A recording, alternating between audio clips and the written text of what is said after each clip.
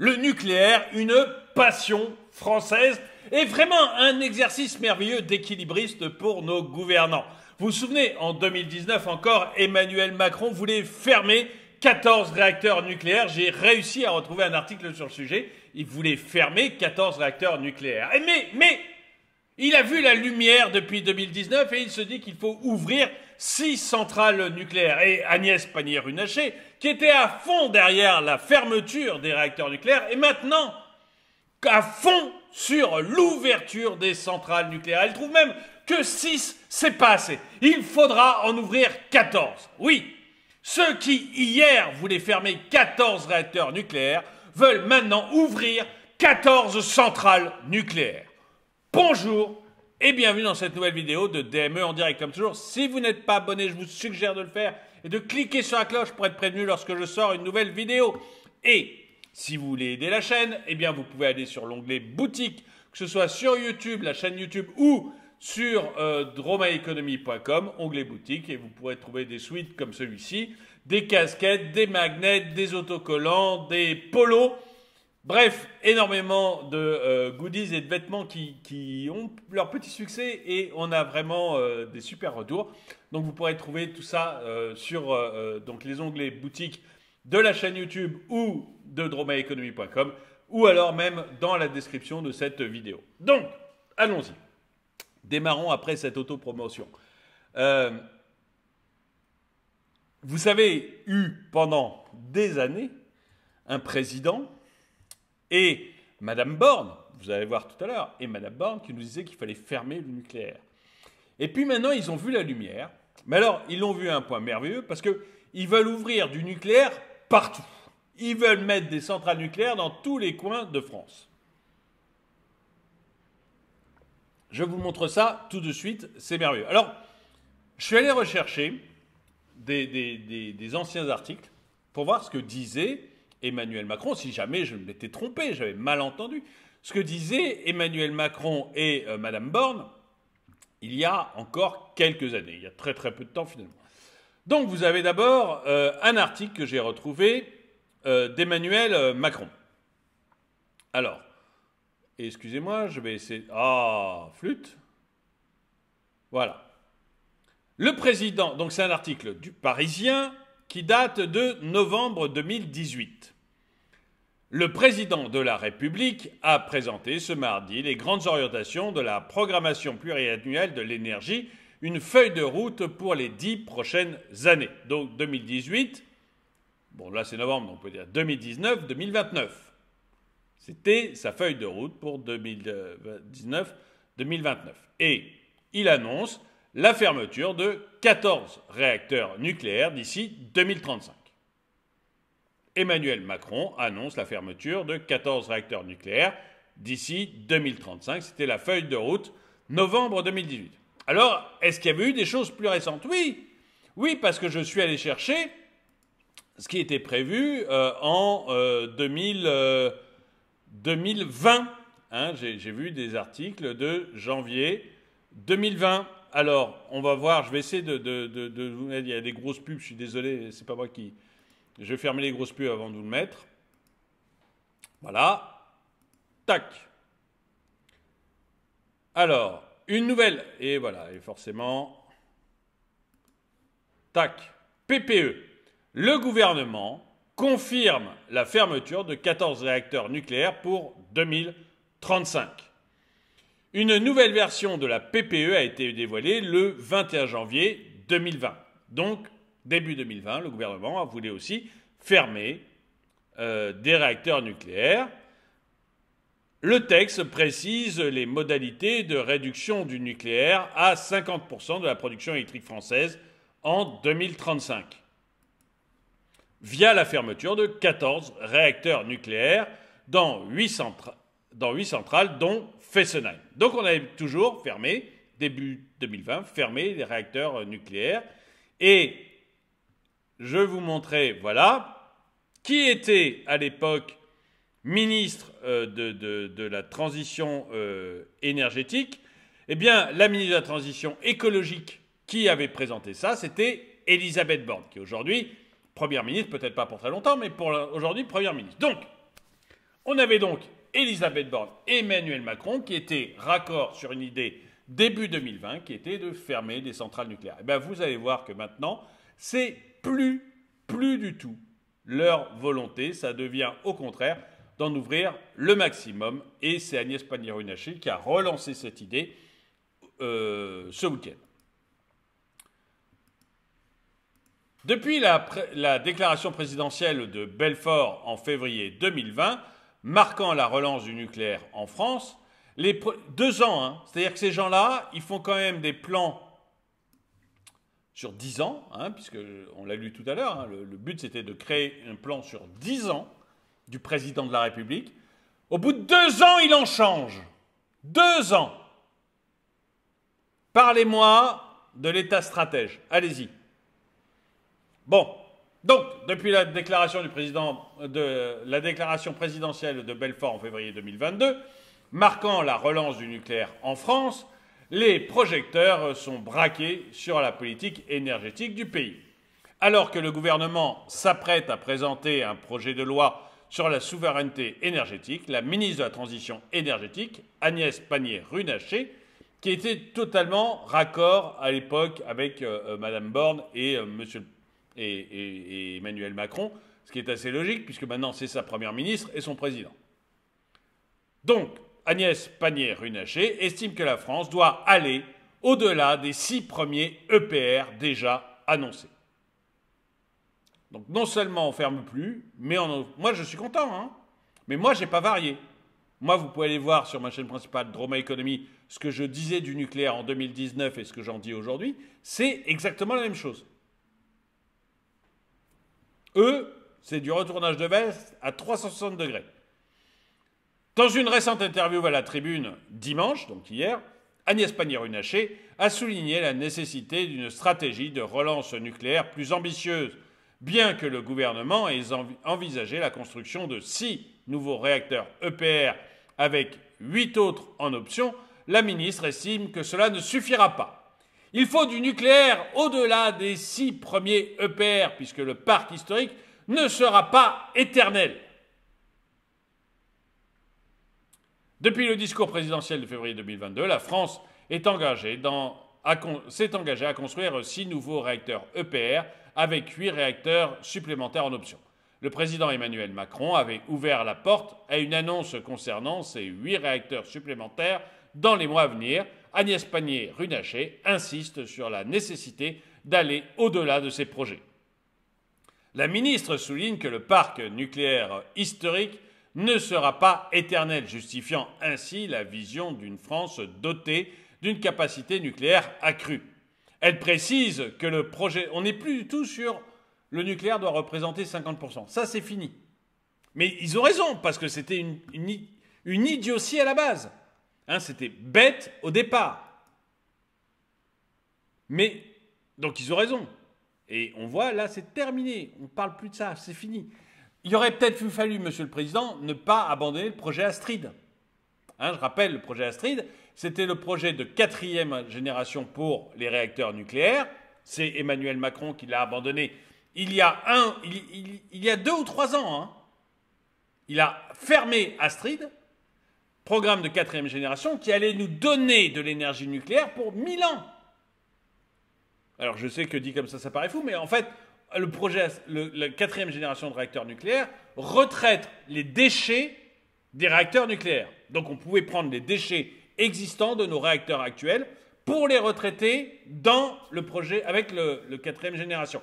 Et avec l'uranium qu'on avait en France, plus les déchets des réacteurs existants, on pouvait fournir assez d'énergie en France pour 1000 ans. En imaginant évidemment que l'énergie reste à ce qu'elle est aujourd'hui, ce qui est faux, hein, on est d'accord, on va utiliser de plus en plus d'énergie. Si on décide de croître, hein, si on décide de décroître, on sera tous pauvres, qu'est-ce que vous voulez, mais si on décide de croître, on va utiliser de plus en plus d'énergie. Donc je dis 1000 ans, évidemment c'est totalement faux, c'est 1000 ans en prenant comme base que l'on dépense aujourd'hui, mais c'est déjà énorme. C'est déjà énorme, ça voulait dire qu'on avait assez de ressources au moins pour plusieurs centaines d'années. Qui a arrêté ça? Emmanuel Macron. En fait, on a des politiques qui ont une manière de faire de gribouille. C'est n'importe quoi. Vous pouvez pas dire en 2019 et 2020, on va arrêter les réacteurs nucléaires et dire en 2023-2024, on va les relancer. C'est n'importe quoi.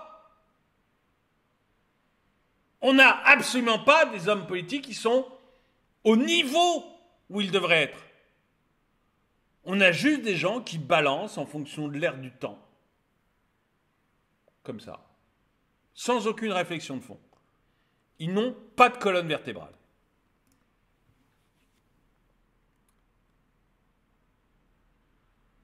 Donc, Agnès Pannier-Runacher précise que le projet de loi à venir actera ces 8 réacteurs supplémentaires, mais ne fixera pas d'objectif précis de développement des énergies renouvelables d'ici à 2030. Un point qui a suscité des interrogations quant à la diversification du mix énergétique français. Les énergies renouvelables, c'est du vent. Je sais, j'ai vu beaucoup de commentateurs être très heureux, glorifier. L'Allemagne est arrivée à 50% d'énergie renouvelable en décembre. Merveilleux! Oui, en consommant 10 fois plus de carbone que nous. Ça ne sert à rien, l'énergie renouvelable. À rien. C'est vraiment du pipeau. L'éolien et le solaire, c'est du pipeau. En tout cas, avec les conditions technologiques qu'on a aujourd'hui. C'est du pipeau. Peut-être qu'un jour, le solaire sera beaucoup plus valable qu'aujourd'hui. Mais pour l'instant, c'est pipeau. Donc, je suis embêté parce qu'en même temps, je suis content qu'ils aient fini par se rendre compte de la réalité des choses. Mais j'ai peur, donc ils mettent plus, vous voyez, le gouvernement ne met plus d'objectifs en renouvelable parce que ils ont compris, quoi. Mais malgré tout, il y a les copains, etc. Et donc, on continue à construire des éoliennes terrestres ou marines. Ça, j'avoue que c'est des trucs qui me dépassent. Bon, c'est un peu brouillon comme vidéo, mais voilà, c'est une reprise. Je suis désolé, c'est un sujet qui m'agace un peu.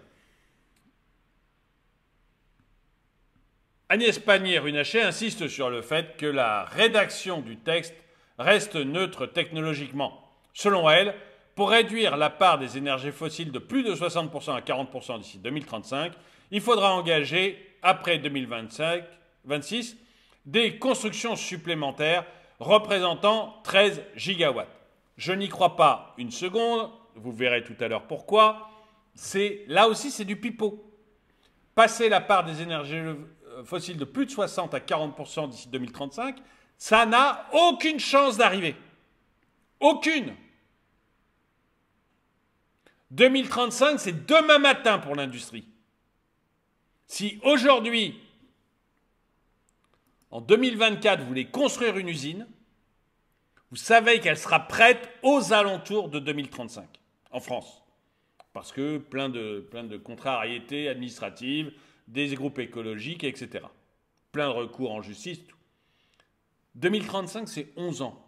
C'est demain matin. Vous n'avez en 11 ans aucune chance d'avoir construit assez de centrales nucléaires pour remplacer le thermique, donc le gaz, le pétrole. Aucune.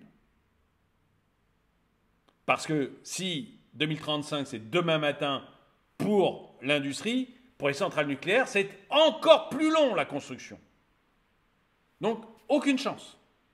Si vous ne retirez pas le gaz et le thermique, toutes les centrales thermiques, donc gaz, pétrole, charbon,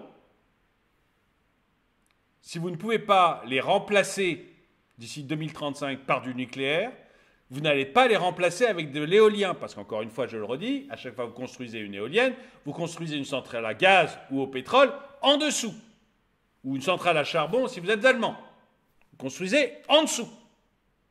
Pourquoi ? Parce que quand ça s'arrête de tourner, il faut pouvoir continuer à mettre de l'énergie. Il faut des stop and go, ce que fait très mal le nucléaire. Et c'est l'une des raisons pour lesquelles nos centrales ont des problèmes actuellement. C'est qu'à force d'avoir mis de l'éolien, on est obligé de faire du stop and go avec du nucléaire. Et ce n'est pas du tout fait pour ça. Donc ça accroît la vitesse à laquelle elle s'use. comme vous ne pourrez pas construire suffisamment de centrales nucléaires d'ici 2035, vous ne pourrez pas descendre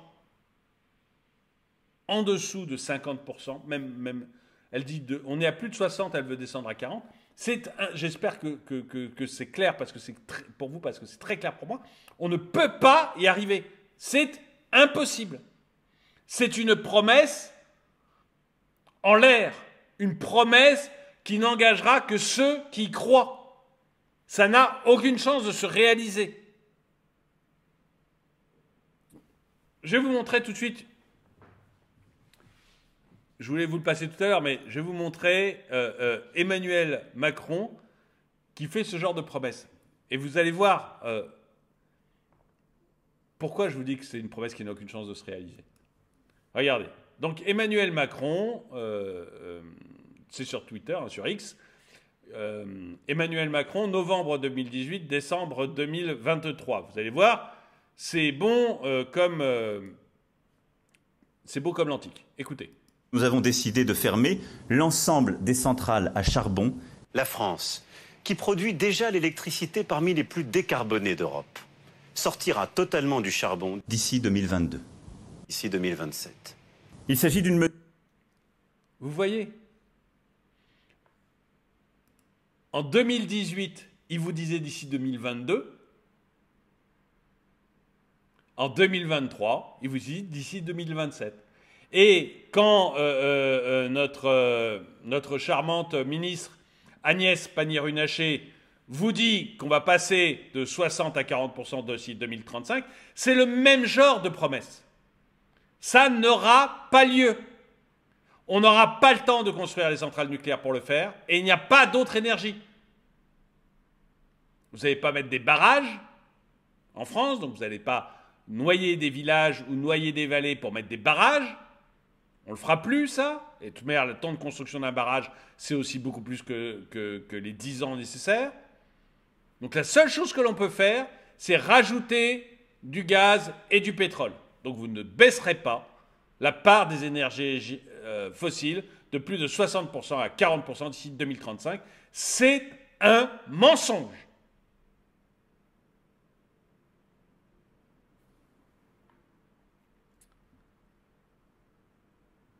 Cette capacité équivaut à celle de 8 EPR sans s'engager sur une technologie définitive. Donc, grosso modo, pour arriver des 60 à 40%, il faudrait faire l'équivalent de 8 EPR en 11 ans. Voilà, je crois que la messe est dite. Mais il continue à mentir et ce qui m'inquiète, moi, c'est que j'ai l'impression que les Français ne comprennent pas.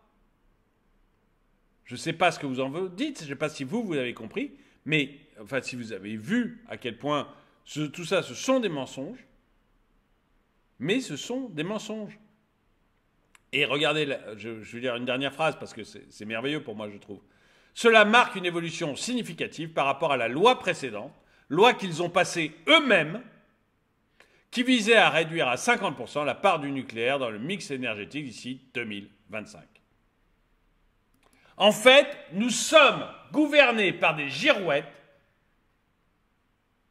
dans des choses aussi structurantes que l'énergie, que le nucléaire. Le nucléaire, il faut 15 ans, 20 ans pour construire les centrales, et vous avez des gens qui changent d'avis tous les 6 mois. Et après, vous demandez pourquoi la France est au tapis.